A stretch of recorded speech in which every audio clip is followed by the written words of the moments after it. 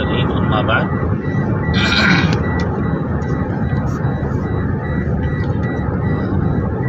یہ مبارک مہینہ ذی الحجہ کا مہینہ ہے.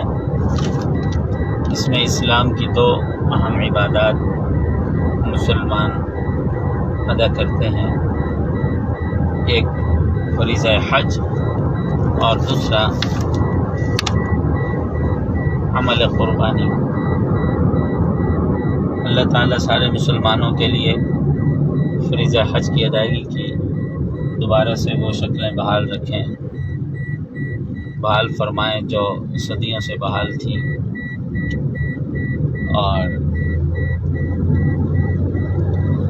رہی بات قربانی کی، یہ ایسا فریضہ ہے جو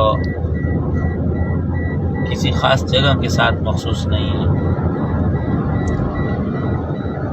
بلکہ مسلمان جہاں کہیں بھی ہوں اس عمل قربانی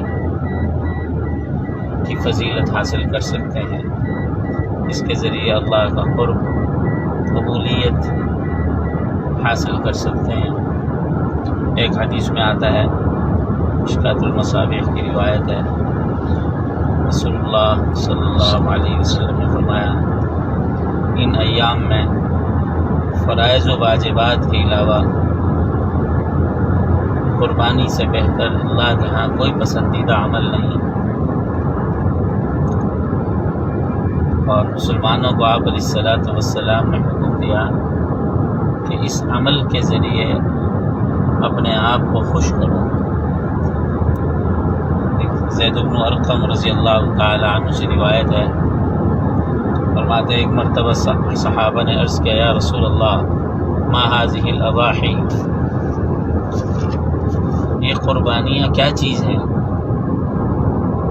آپ علیہ الصلوۃ والسلام نے فرمایا سنت ابیکم ابراہیم، آپ کے ابا ابراہیم علیہ السلام کی سنت ہے.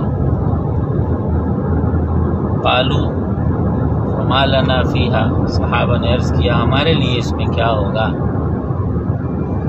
آپ نے فرمایا بکل شعرۃ حسنۃ، ہر بال کے بدلے ایک نیکی.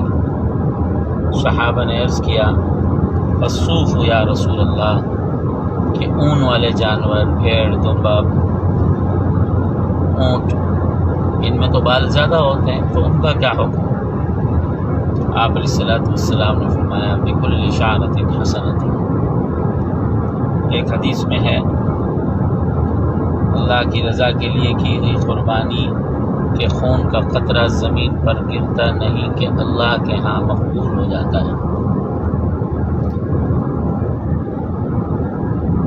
ایک حدیث میں آتا ہے رسول اللہ صلی اللہ علیہ وسلم نے فرمایا من وجد سعتا فلم یضحی فلا یقربن مصلانا، جو استطاعت اور ہمت پائے پھر بھی قربانی نہ کرے تو ہماری عیدگاہ، نمازگاہ کے قریب نہ آئے. اب وسعت کا کیا معیار ہے؟ اس کے لیے صاحب نصاب ہونا شرط ہے. آسان انداز سے یوں عرض کر دوں، زکوٰۃ کے لیے 4 قسم کے مال کا ہونا یا ان میں سے کسی ایک کا ہونا جو بقدر نصاب ہو ضروری ہے. سونا، چاندی، نقدی، مال تجارت سارے ہوں یا ان میں سے کچھ ہوں جو 52.5 تولہ چاندی کی مالیت کو پہنچیں، جس کی آج کل عام شنار 77,000 اور سرکاری طور پر 80,000 ریٹ بتلایا جا رہا ہے.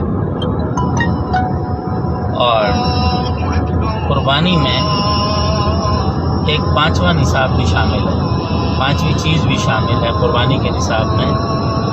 وہ یہ ہے کہ ضروریات زندگی سے زائد سامان وہ بھی محسوب ہوتا ہے. یعنی اگر کسی کے پاس کچھ سونا، کچھ نقدی، کچھ مال تجارت، کچھ چاندی ہے اور اس کے ساتھ ساتھ گھر پہ رکھا ہوا ضروریات سے زائد مال ہے، اس سامان کو بھی شمار کریں گے. اور پھر مجموعے کی جو مالیت 52.5 تولہ چاندی یعنی تقریباً کوئی 77-80 ہزار کو پہنچ جائے تو قربانی واجب ہوگی. ایسا شخص جو قربانی نہیں کرے گا تو وہ گنہگار ہوگا. قربانی کے مسئلے میں یہ تو بہت خوش آئند بات ہے کہ مسلمانوں میں جذبہ قربانی موجود ہے، لیکن بہت سارے احباب کو قربانی کے مسائل کا صحیح علم نہیں ہوتا. مثلا گھر کے اگر 6, 4, 8 افراد صاحب نصاب ہیں تو سبھی 1 بکرا کر لیں گے، 2 بکرا کر لیں گے، سبھی ایک بڑا جانور کر لیں گے بغیر اس کے کہ کسی ایک کے نام طے کریں اور یا جو صاحب نصاب ہیں وہ قربانی کریں. تو قربانی کے لیے ضروری ہے کہ ہر ایک کا صاحب نصاب ہونا. جو صاحب نصاب ہوگا اس پر قربانی واجب ہوگی، اور یہ طے کرنا بھی ضروری ہوگا یہ بکرا، یہ گائے بھینس کا حصہ، یہ گائے بھینس کے 6, 4, 7 حصے کس کی جانب سے ہیں. پھر قربانی کا عمل صحیح طور پر ادا ہوتا ہے. تو احباب اس کو ضرور ملحوظ رکھیں کہ صاحب نصاب گھر کے جو افراد ہوں، مرد ہوں یا عورتیں، عاقل بالغ مسلمان ہوں، تو ان پر قربانی واجب ہوگی اور ہر ایک کو الگ سے قربانی کرنی ہوگی. چوک سے بائیں فلائی اوور آئے تو ٹھیک ہے. تو اس طرح انشاءاللہ قربانی ادا کرنے سے اللہ کے فضل و کرم سے قربانی کا عمل صحیح طور پر ادا ہو جائے گا. مزید کوئی احباب سوال کرنا چاہیں تو مولانا عبداللطیف صلی اللہ علیہ سے پوچھتے ہیں، ایک بکری جس کے تھن خراب ہو گئے ہوں، ایک سے بالکل دودھ نہیں آتا اور دوسرے تھن کو زور سے دبانے سے چند قطرے آتے ہیں، آیا کہ اس کی قربانی جائز ہے یا نہیں؟ ایسی بکری کی قربانی جائز نہیں جس کا ایک تھن یا دونوں ختم ہو. محمد عمران پوچھتے ہیں، حضرت مجھ پر قرضہ ہے، میرے پاس پیسے اتنے ہیں کہ اگر میں قرضہ ادا کروں تو کچھ باقی نہیں رہے گا، آیا میں قربانی کر سکتا ہوں یا نہیں؟ ایک ہے قربانی کر سکنا اور ایک ہے قربانی کا واجب ہونا، دونوں الگ الگ چیزیں ہیں. قربانی تو کر سکتے ہیں، جب اتنا قرضہ پہلے سے ذمے میں ہے تو 10-15 ہزار کی قربانی کر لیں تو اللہ اس کی برکت سے اجر عظیم کے ساتھ ساتھ قرضوں کی مزید ادائیگی کی شکلیں بھی قائم کریں گے. تاہم ایسا مقروض جس کا مال سارا قرضے میں چلا جائے اس پر قربانی واجب نہیں رہے گی. اسحاق جلال پور سے پوچھتے ہیں، کیا بھینس کی قربانی آپ علیہ السلام کے دور میں کی گئی یا نہیں، اور بھینس کی قربانی کس دور میں ہونا شروع ہوئی ہے؟ یہ خیر القرون سے ہی قربانی بھینس کی شروع ہو گئی تھی. حسن بصری، امام مالک اور بہت سارے صحابہ کرام سے بھی کے دور سے ہی قربانی کا ثبوت ملتا ہے. امت کا تعامل ہے، اجماع الامت ہے. فقہی عبارات میں گائے اور بھینس کو ایک قرار دیا گیا، یعنی جو نصاب گائے سے متعلق ہے کہ وہ 2 سال کی ہو، وہی نصاب بھینس کے متعلق بھی ہے. زکریہ خان ملتان سے پوچھتے ہیں کہ یکم ذی الحجہ سے پہلے ناخن اور سر کے بال اور زائد بال کاٹنے کا حکم کیا ہر شخص کے لیے ہے یا اس شخص کے لیے ہے جس پر قربانی واجب ہے؟ جس پر قربانی واجب ہے اس کے لیے ہے، اور وہ بھی استحبابی عمل ہے. محمد جواد لودھرا سے پوچھتے ہیں کہ میری عمر 15 سال ہے، کیا میں اپنی قربانی کر سکتا ہوں یا نہیں، اور قربانی کا نصاب کیا ہے؟ نصاب پر بات ہو گئی ہے. 15 سال کا بچہ جو ہے وہ صاحب نصاب اپنا بالغ ہی شمار ہوتا ہے، اور اگر وہ صاحب نصاب ہوں تو ان پر قربانی واجب ہوگی. محمد خبیب لاہور سے پوچھتے ہیں کہ ایک آدمی اپنی قربانی کا جانور ذبح کرتے ہوئے تکبیر نہیں پڑھ سکا، کیا اس کی قربانی ہو جائے گی؟ اور غیر مسلم سے قربانی کا جانور ذبح کروانا کیسا ہے؟ غیر مسلم سے قربانی کا جانور ذبح کرانا جائز نہیں، البتہ تکبیر بھول گئے تو جانور حلال ہے، قربانی ہو جائے گی۔ جان بوجھ کر اگر تکبیر نہ پڑی تو قربانی نہیں ہوگی۔ محمد سفیان جہانیہ سے پوچھتے ہیں کہ ایک آدمی پر قربانی واجب ہے، وہ اپنی قربانی کے پیسے کسی اور کو دے کر کہتا ہے کہ میری طرف سے جانور خرید کر میری قربانی کر دو، وہ آدمی قربانی کرنے کے بجائے پیسے کہیں اور خرچ کر دیتا ہے، تو کیا جس آدمی نے پیسے دیے ہیں اس کی قربانی ہو جائے گی یا نہیں؟ اس کی قربانی نہیں ہوگی، البتہ گناہ گار وہ ہے جس نے پیسوں کو غلط استعمال کیا ہے۔ زکریا خان ملتان سے پوچھتے ہیں کہ جس شخص پر قربانی واجب ہو وہ بال اور ناخن کاٹ لے یکم ذی الحجہ کے بعد، تو اس کے لیے کیا حکم ہے؟ کوئی حرج نہیں ہے، گناہ گار نہیں ہے۔ نیز یہ وضاحت کر دیں کہ ناخن اور بال کاٹنے کا حکم واجب ہے یا مستحب؟ مستحب عمل ہے۔ محمد عبداللہ مظفر گڑھ سے پوچھتے ہیں کہ ایک شوہر بیوی کو خرچہ نہیں دیتا، اگر بیوی شوہر کے پیسے چوری کر کے قربانی کرنا چاہے تو وہ جائز ہے یا نہیں؟ نہیں، شوہر بیوی کی ملکیت جدا ہوتی ہے، بیوی کو شوہر کا مال چوری کرنے کی اجازت نہیں، اور پھر قربانی جیسے عبادت کے کام کے لیے کسی نے ایسا کیا تو اس کی قربانی ہی نہیں ہوگی، الٹا گناہ ہوگا۔ محمد نوید رنگ پور سے پوچھتے ہیں کہ علماء کا کہنا ہے قربانی کا جانور خود ذبح کرنا افضل ہے، اور دوسری طرف علماء خود عوام کے لیے اجتماعی قربانی کا اہتمام کرتے ہیں، اس بارے وضاحت فرمائیں، کیا ایسا کرنا درست ہے؟ درست ہے، وہ تو مصروف لوگ ہوتے ہیں، اب شہر میں جن کا گھر ہے ہر گھر میں ہر کوئی اپنا جانور لائے، باندھے، ذبح کرے، کس قدر مشکل کام ہے۔ علماء تو یہ سہولت فراہم کرتے ہیں، اور یہ خود ذبح کرنا مستحب عمل ہے، فرض واجب نہیں۔ اختر منیر پوچھتے ہیں کہ ایک آدمی نے قربانی کے لیے بکرا خریدا تھا، اب وہ بکرا بیمار ہو کر مر گیا، اب اس صاحب نصاب آدمی کے لیے دوسرا جانور خریدنا ضروری ہے یا نہیں؟ ضروری ہے۔ ضمیر خان سلاروین سے پوچھتے ہیں کہ میں گھر کا بڑا ہوں، گھر کے اخراجات، بہن بھائیوں کا خرچ اور دیگر معاملات میں خود نبھاتا ہوں، مجھ سے 2 چھوٹے بھائی ہیں جن میں سے ایک شادی شدہ ہے، اب قربانی کرنا ہم سب پر لازم ہوگی یا صرف مجھ پر؟ جو صاحب نصاب ہو اسی پر ہی قربانی واجب ہوگی، اگر گھر کے متعدد افراد صاحب نصاب ہیں سب کی جانب سے الگ الگ واجب ہوگی۔ عبداللطیف سلہ والی سے پوچھتے ہیں کہ ایک عورت خود بھی صاحب نصاب ہے اور اس کا شوہر بھی، اگر شوہر اپنی قربانی کے ساتھ اپنی طرف سے اپنی بیوی کی قربانی کر دے تو آیا بیوی کی قربانی ہو جائے گی یا اسے الگ کرنا ہوگی؟ قربانی ہو جائے گی، اور یہ اچھا عمل ہے۔ زکریا خان پوچھتے ہیں کہ کسی نے قربانی کا جانور خریدا، قربانی کی نیت کے ساتھ اپنے بچوں کی عقیقے کی نیت بھی کرتا ہے، تو کیا ایسا کرنا درست ہے؟ بڑے جانور میں عقیقہ کے حصے رکھے جا سکتے ہیں۔ احمد بلال سرگودا سے پوچھتے ہیں کہ کیا قربانی کا نصاب اور زکوٰۃ کا نصاب ایک ہے یا الگ الگ ہے؟ مرد یا عورت، ان دونوں کی قربانی کا کیا نصاب ہے؟ مرد، عورت، عاقل، بالغ، سب مسلمانوں کی، ایسے نوعیت کے مسلمانوں کی قربانی کا نصاب تو ایک ہی ہے، البتہ میں وضاحت کر چکا ہوں ابھی، زکوٰۃ واجب ہوتی ہے 4 قسم کے مال پر، سونا، چاندی، نقدی، مال تجارت، اور جب ہم قربانی کا نصاب بناتے ہیں تو اس کے لیے ان 4 مالوں کے ساتھ ساتھ ضروریات زندگی سے زائد جو سامان اور چیزیں رکھی ہوں ان کو بھی شمار کرتے ہیں، اور اس کی وضاحت میں نے یہ کر دی، ضرورت سے زائد وہ سارے سامان کہلائیں گے جو سال میں ایک مرتبہ بھی استعمال نہیں ہوتے۔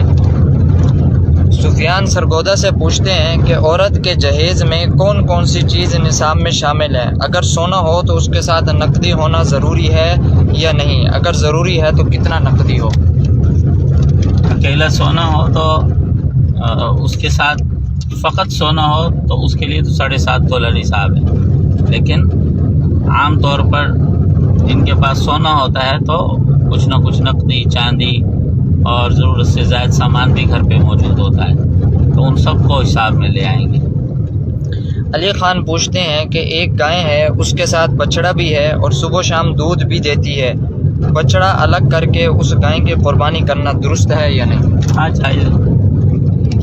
زکریا خان پوچھتے ہیں کہ قربانی کے جانور میں قربانی کی نیت کے ساتھ عقیقے کی نیت درست ہے یا نہیں؟ ہاں یہ بتا دیا درست ہے۔ عبداللہ ملتان سے پوچھتے ہیں کہ ایک بیوہ عورت صاحب نصاب ہے، وہ مرحوم شوہر کے نام کی قربانی کرتی ہے لیکن اپنی قربانی نہیں کرتی، کیا یہ درست ہے؟ ان کو پہلے اپنا فریضہ ادا کرنا چاہیے اور پھر گنجائش ہو تو شوہر کی جانب سے نفل قربانی کر لیں۔ عبدالمنان بہادر پور سے پوچھتے ہیں کہ عید الاضحیٰ کی نماز پڑھنے سے پہلے قربانی کرنا جائز ہے یا نہیں؟ جہاں عید ہوتی ہے وہاں عید سے پہلے قربانی کر لی تو قربانی جائز نہیں ہوگی، وہ گھر کا گوشت تیار ہوگا اور قربانی کرنا واجب ہوگا۔ ہاں البتہ گاؤں گوٹھ دیہاتوں میں جہاں شرائط جمعہ اور عیدین نہیں ہیں وہاں صبح صادق کے بعد ہی عید کے دن قربانی کر سکتے ہیں، افضل ہے طلوع آفتاب کے بعد کریں۔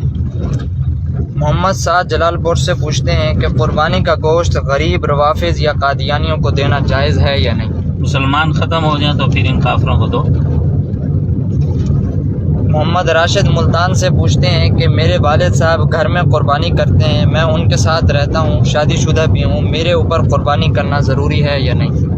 نہ شادی شدہ ہونے پر قربانی آتی ہے نہ ساتھ رہنے پر قربانی آتی ہے، نصاب پر۔ آپ صاحب نصاب ہیں تو قربانی آپ پر واجب ہے ورنہ نہیں۔ نوید مظفر گڑھ سے پوچھتے ہیں کہ قرض اٹھا کر قربانی کرنا درست ہے یا نہیں؟ ہاں قرض اٹھا کے جہاں ہم اور دنیا کے کام کر لیتے ہیں عبادت بھی کر لیں لیکن دینے کی نیت ہو۔ عبدالصمد اٹھ شریف سے پوچھتے ہیں کہ 1 تولہ سونے پر اور کچھ بھی نہ ہو تو قربانی واجب ہے یا نہیں؟ نہیں ہوگی۔ یاسر احسان پوچھتے ہیں کہ ہم نے 3 ماہ سے بکرا اس نیت سے پالا تھا کہ اس کی قربانی کریں گے، اب اس صورت حال میں یہ ہے کہ اس بکرے کو بیچ کر بڑے جانور میں حصہ رکھنا چاہتے ہیں تو کیا یہ درست ہے؟ اگر وہ صاحب نصاب ہیں اور انہوں نے یہ بکرا خریدا تھا تو بیچ کر جانور میں حصہ رکھ سکتے ہیں۔ اگر وہ صاحب نصاب نہیں ہیں، ویسے خوشی سے نفلی قربانی کرنا چاہتے تھے تو پھر وہی بکرا ذبح کریں۔ اختر منیر کراچی سے پوچھتے ہیں کہ ایک آدمی نے قربانی کے لیے بکرا خریدا تھا، اب وہ مر گیا تو اس صاحب نصاب شخص کے لیے دوسرا جانور خرید کر قربانی کرنا ضروری ہے یا نہیں؟ بالکل ضروری ہے۔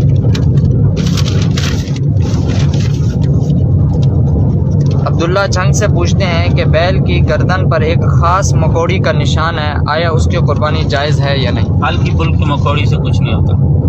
محمد جلال پور سے پوچھتے ہیں کہ جس جانور کے جسم کے بال بیماری کی وجہ سے گر گئے ہوں اس جانور کی قربانی کرنا درست ہے یا نہیں؟ اب اگر وہ جانور صحت مند ہے، بیماری دور ہو گئی ہے تو قربانی کرنا جائز۔